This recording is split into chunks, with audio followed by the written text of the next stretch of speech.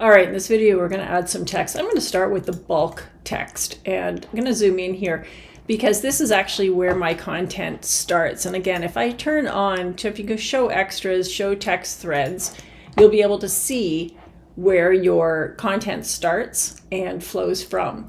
And if I zoom out, you can see that I'm going from text box to text box, flowing my content. So I'm just going to put my cursor in the first text box that the content will come in from. Command D, or file place, and I'm going to navigate out to my text, and I can actually get that. In my case, I'm going to go to my list view so I can see this here, and Hiking Muskoka. Now, show import options is what we want to do, and if you can click on that to get it, or you can simply hold your shift key and click on the open key, and you'll get that import option dialog. When you are working with a copywriter, they're likely to give you content in a Microsoft Word or some sort of word processing format. Being able to strip out their formatting is ideal, especially if you are managing all of it. If you're in a really tight team that has good communication, you can actually set up matching paragraph styles with your copywriter so that it can flow in, and you can do that by preserving style formats, and then you can customize your style import. You can style map them. So an H1, and again, as we've talked about our H1s, depending on what you're working on, you may have a paragraph body, a paragraph body indent, a paragraph body drop cap, whatever, and you can actually set up your mapping that way. I'm going to actually remove all styles from this text. So I'm going to assume I'm receiving content from a copywriter. I don't know what they're formatting. I don't want it. I'm going to set up my own formatting. I am going to use typographer's quotes, so I want to make sure I get the curly quotes. All right, so you can see how, because I had my cursor in my active text box and all these text boxes are linked, my text flowed through my content. Now, one thing I will recommend that you do is make sure you open your Word document or wherever that content is coming from. And if you're creating this document for yourself, I do recommend you use a word processor that you can actually simulate this idea of bringing text in, because this is likely the format that you'll be dealing with. Okay, so there's a couple things that I know from my particular layout that I'm going to be kind of changing up slightly. So my text, I have generated this using ChatGPT. So this is an AI generated text. I asked it to create some sections for me, and all I'm doing is generating headers and kind of breaking up the text a little bit. So we're starting with this first section, and it's hiking in Muskoka. This is going to be kind of my intro, and I'm going to kind of marry these together. And that's going to be my intro. Here is the actual introduction. I'm going to get rid of that text. Now I'm going to push this over. Let's turn on my under type, show hidden characters. And this is a brilliant way to start getting to know all of the various elements of typography and help troubleshoot. So let's zoom in here. And I can see all my hard returns, and I've got some various things going on.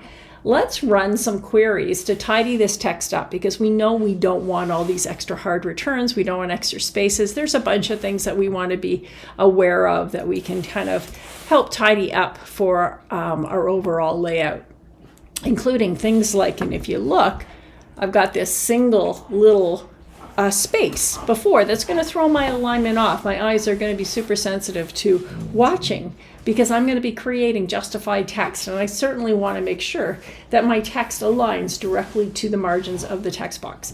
Let's start with under edit, and I'm going to find and change, Command or Control F. All right, here we are. So the first thing, let's just go into the preset queries. Here's one for multiple return to a single return. So you can see what the expression looks like. It's looking for the multiple returns to a single return, and there's what it's changing it to. I'm going to check my story. You can check documents. You can go to the end of the story. So if you wanted to go in one direction, you're at the midpoint. You can go backwards or forwards. You can check things like locked layers or locked stories. You can hidden layers that might happen. All of these things work, and just making sure what we're checking here is including any footnotes that might be in place. All right, so let's go ahead and find next. And if I push my cursor off, I'm at the button, it'll find next. And I'm going to go ahead and I know what it's going to do. So I'm going to say change all. And it'll tell me that it found 38 of them, and we'll delete that. Brilliant. That's exactly what we want.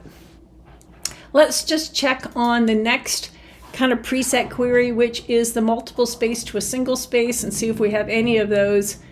And I'm going to find next and change all. Got rid of that. Brilliant. Okay. Now, I know that I don't want to have these numbered. When I got my text, it had numbering. So I'm going to simply just go through and get rid of that. And I apologize for the dogs playing in the background.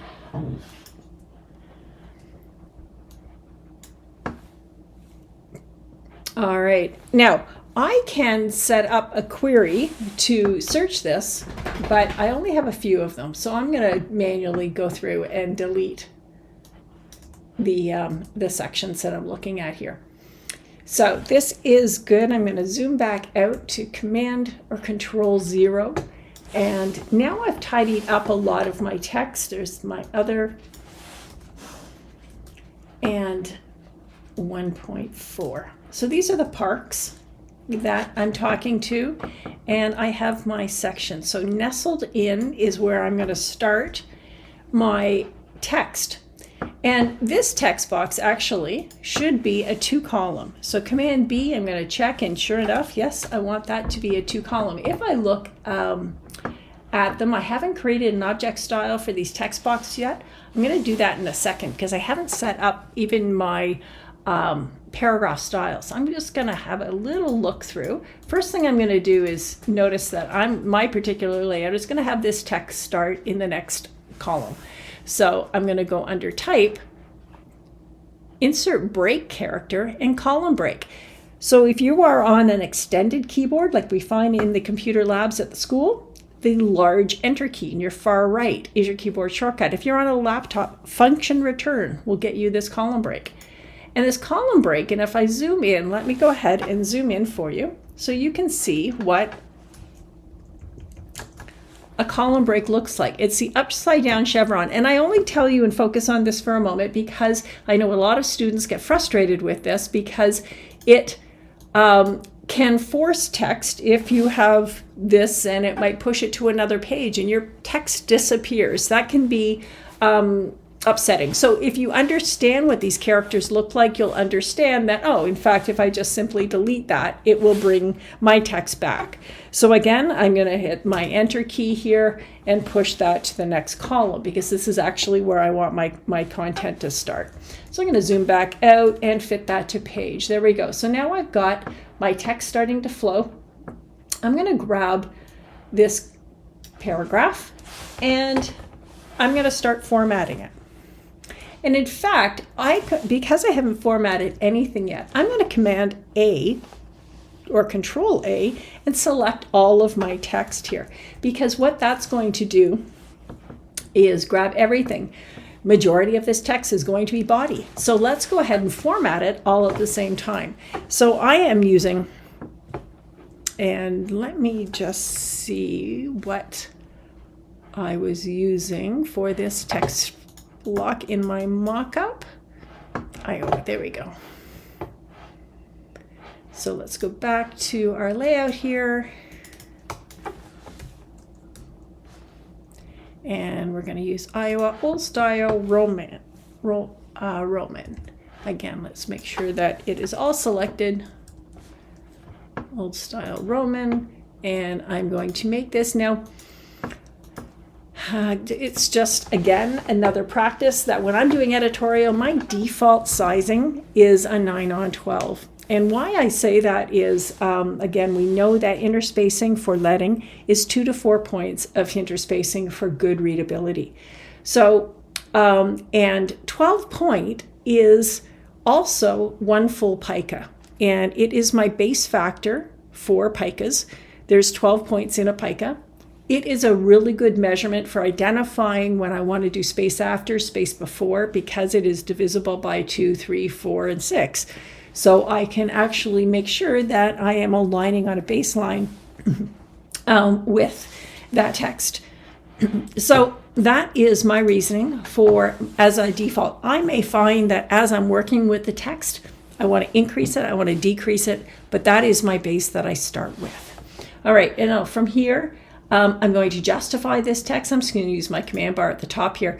You can see here that I have justified with last line left. And since the majority of this is going to be the body section, I'm going to actually put my indent. So I'm going to do first line indent. And if I hover over any of them, it'll tell me what it is. And I'm going to do a 1p6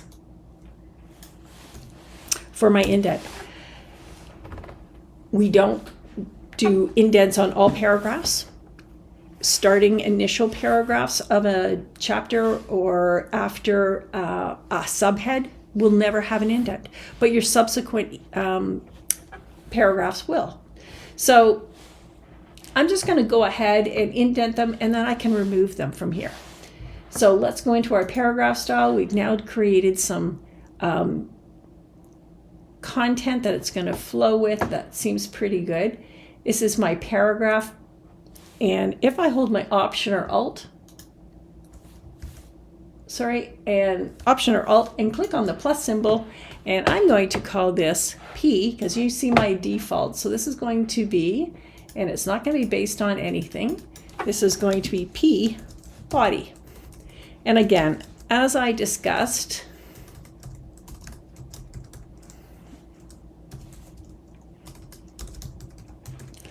I like the descriptors. I do use my H patterning, but I do like my descriptors because I'm going to have, depending on what the layout is, some of my team members may not know how I have assigned the H patterning to my layout. You know, I can have created that initially when I start my mock-up, but if I can make this as clear as possible, that's ideal. So I'm going to make sure apply style to selection is included. If I look through, you can see that it's applying all of the content. I'm going to go ahead now here and adjust a couple things. So the first thing I want to do under my indents and spacing, I'm going to align this to a grid, and I'm going to put it on all lines. Now I haven't adjusted my preferences on this yet, so it might not totally work. It might not. I'm not sure what the default is on this. My tabs I don't need. My rules, well, you can see my tab. This tab is actually applying that indent. I don't need any rules. My hyphenation, I am going to do hyphenation here. And based on what your paragraphs are, if you're doing an article, magazine articles, typically your paragraphs are going to be smaller than if you were looking at, well, that's not a true statement actually. Depending on your paragraphs, you can make this call. What your word, how many hyphens do you want to have in a word? How many hyphens, how many characters within each paragraph would you consider? So I'm going to say 7 here, and I'm going to put after the first 3, and I only want to see 1 hyphen. These are small paragraphs. I don't want to see a bunch of laddering going on, and I do not want to have any capitalized words hyphened, last word, or anything across the column that's been hyphenated. Now you may find that you need to go to 2 hyphens. That's up to you. I'm going to start with 1. My justification. This is where I change things up a little bit, and I do 98. Oops, sorry, that's not right. I do a -2 here and a +2 here, and this is -98, and this will be 102.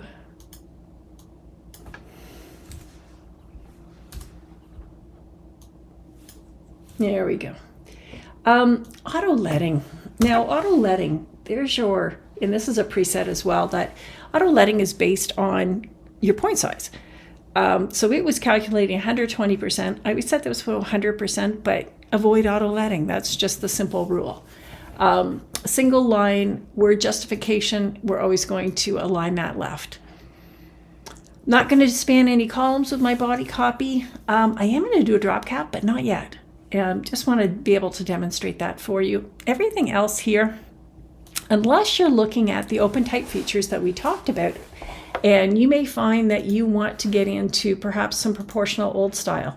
So if you've got a lot of numbers or something and you're feeling the whole style, you want to have that descender and ascender or any of the character sets that come with, and that you are using an open type font, then you'll be able to get those features.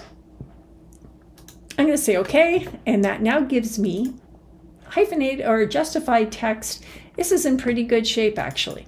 So let's do a couple things with our alignment under my grids. I'm going to open up my preferences here, and I'm going to make a couple of adjustments. I'm going to start with a light gray on the color because this just gets really super busy when you've got grids and columns and all sorts of things going on. It's not going to be the top of the page, but the top of the margin.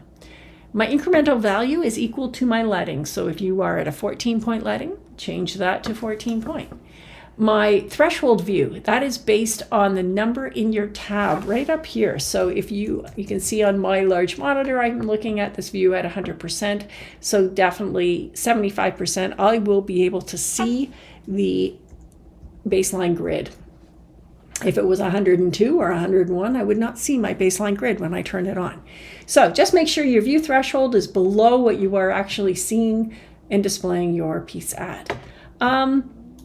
The other thing that I change here on my units and increments, and again, this can be a preference that you can change from a document standpoint.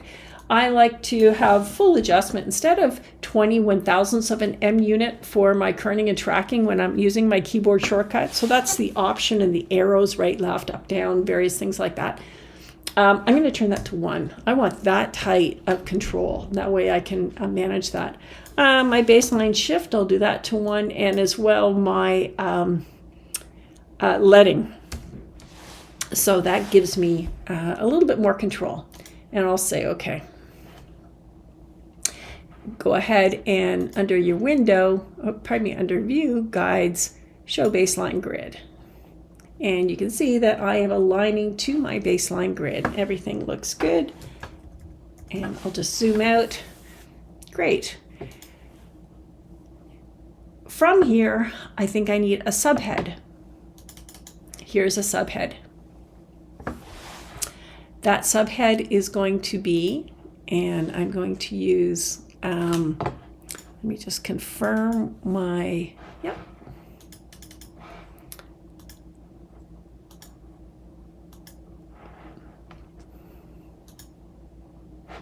And I'm going to get rid of that indent that we created because I don't want an indent there.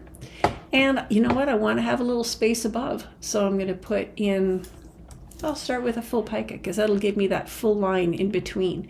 But I want to make sure that it stays tight to the following paragraph. There's a proximity of my headlines to the following paragraph. We're tying it and making sure that it ties together.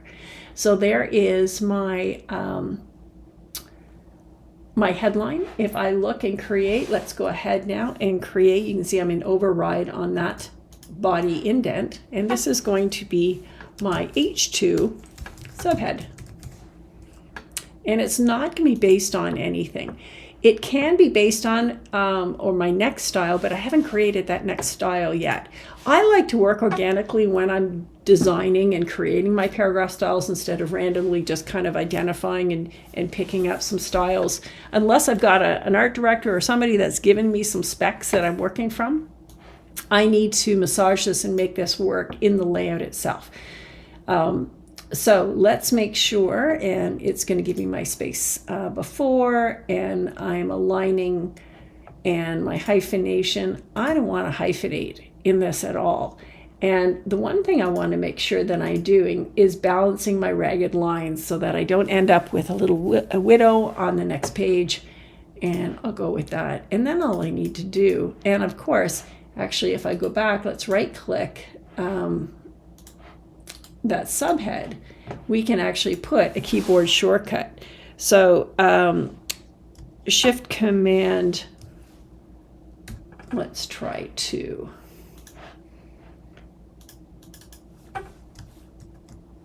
and all you need to do, and in fact you don't need the whole thing, you can just simply put yourself in that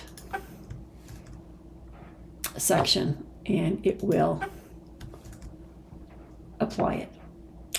And then number 2 is my next article. So I'm going to go ahead, hit my enter key to push that to the next page, which is where my next article will kick in.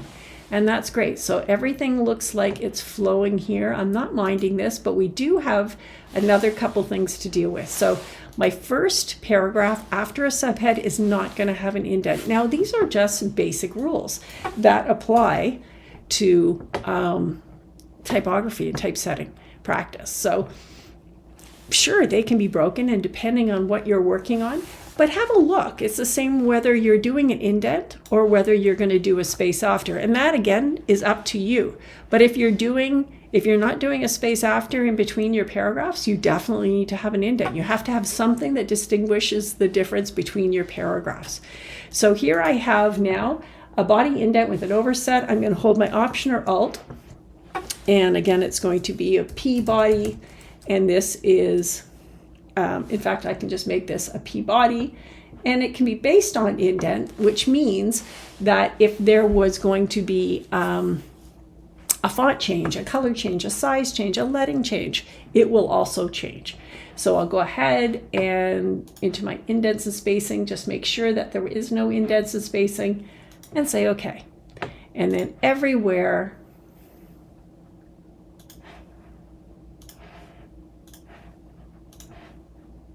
that my paragraphs start, I can get rid of that first line. Now with this first one, let's try something different here. I'm going to hold my Option or Alt, and let's do a P body drop cap. And again, based on P body indent, I'm going to go ahead, and in this case, let's put a drop cap here, and let's make it 2 lines. Let's get rid of that indent because we don't need a drop cap and an indent. Let's see what else we can do here with this drop cap. Maybe we can make it a character style. So let's add a character style, and let's make that size change.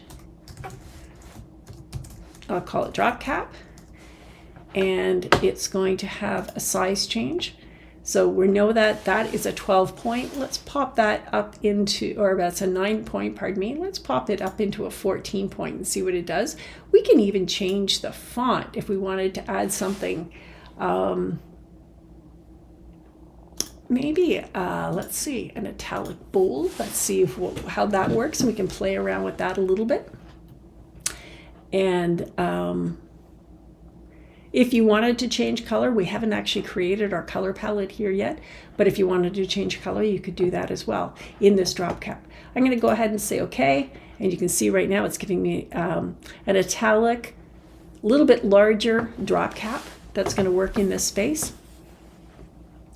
In my general, I can do next style here, and I know that my next style is just going to be simply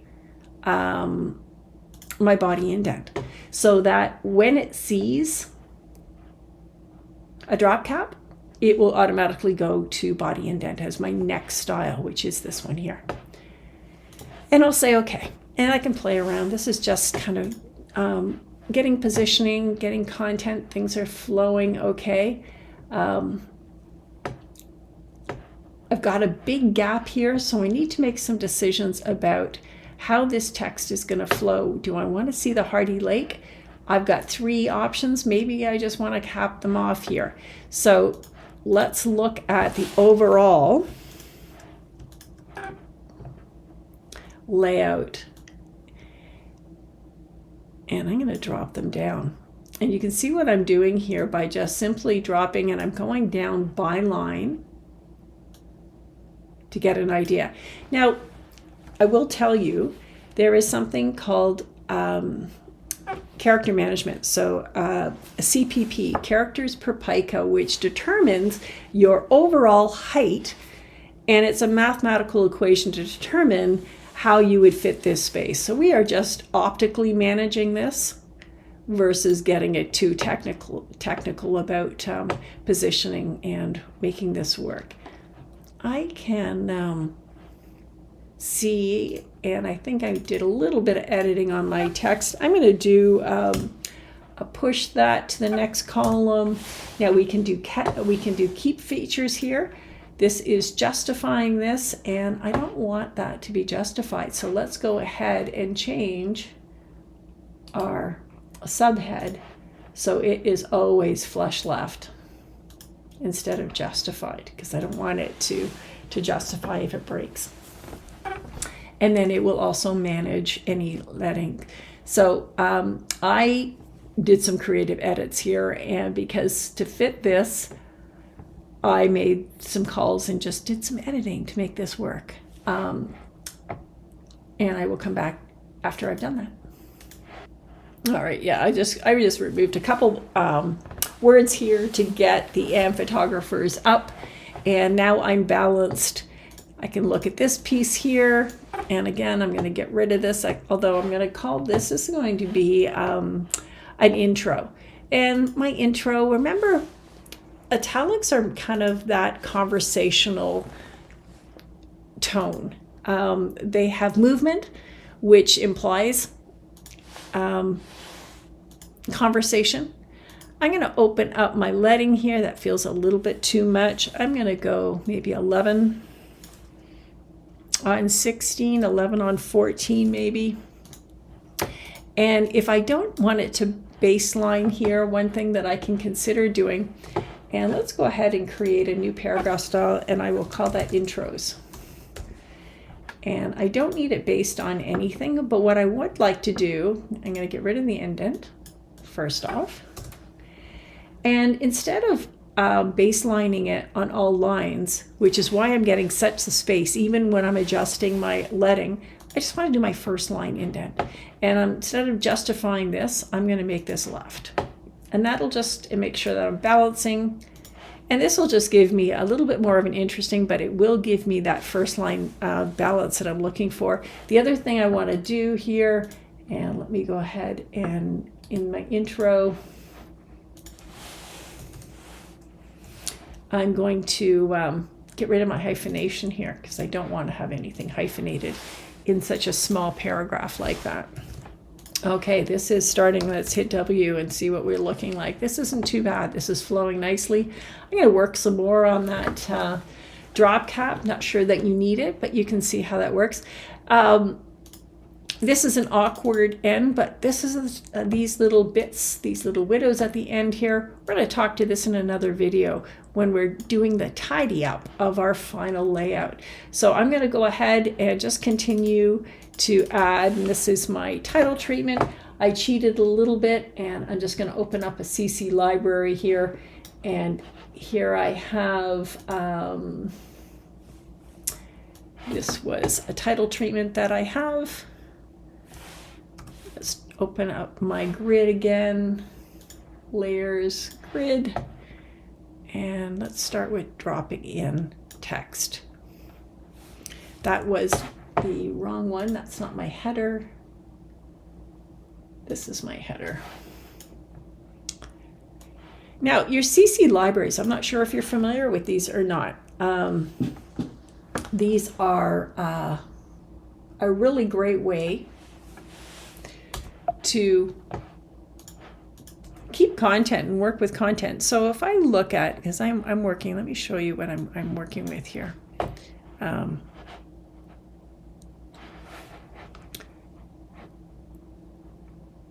Here is that wireframe, and these are some of the headers that I have.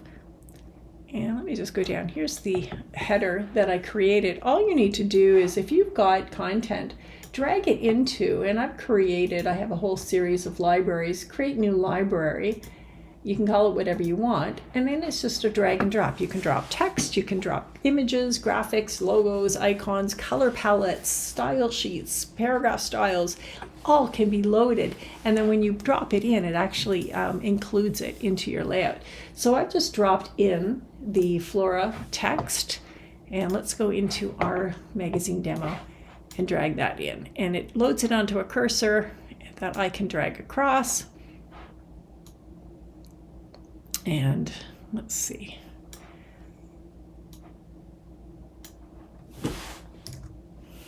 And you'll see what's happening here is that it's trying to push this onto two columns again.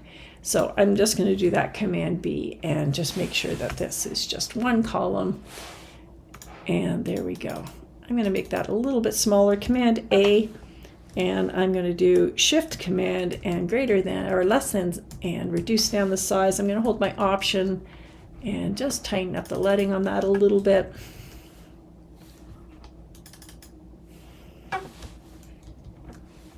And let's just make sure that it is a new header. And we'll call this an H1.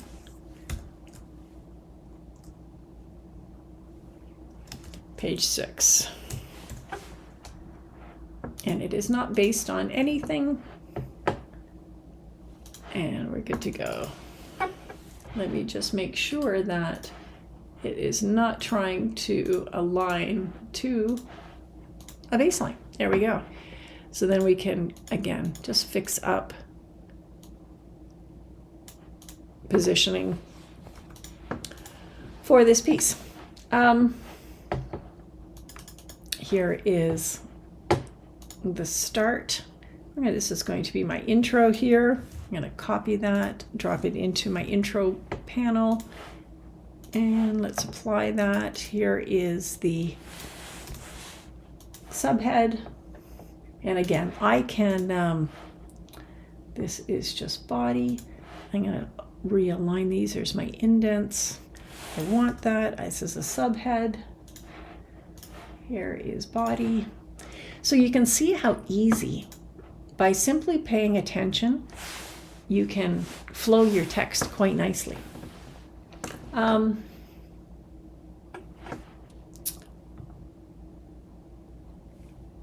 we had one more, the waterfalls and text that's going to go in here. All right, I'm going to spend some time. You can see now what I'm doing. I'm going to go ahead and finish up this layout, playing around with the text. And the next video I want to show you is the next stage. Let's go ahead and fine tune. So fine tuning things like making sure that we are using optical margin alignments. We are managing widows and orphans and rents with some grep styles. That'll be all in our next video. Go ahead and finish up and tidy up and get all of your images in place, including things like, and if you'll look here, I have a final layout that I want to add some ad work, add a logo, add some text to these formats as well. And again, I'll just cheat by adding in some text and logo.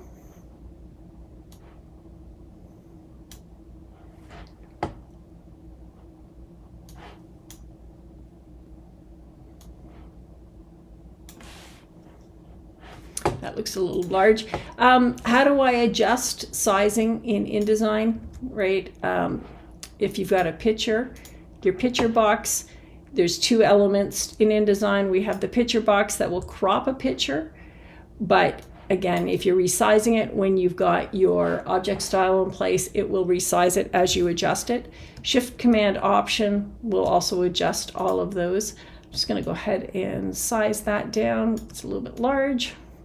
Drop it into the corner here, grab the URL. Again, there's that text box override that I don't want. I'm just going to drop that down. Perfect. And then I can play around with my text. So go ahead, tidy up yours. I'm going to tidy up mine, and we'll come back in the next video and tidy up the loose ends before we go to print.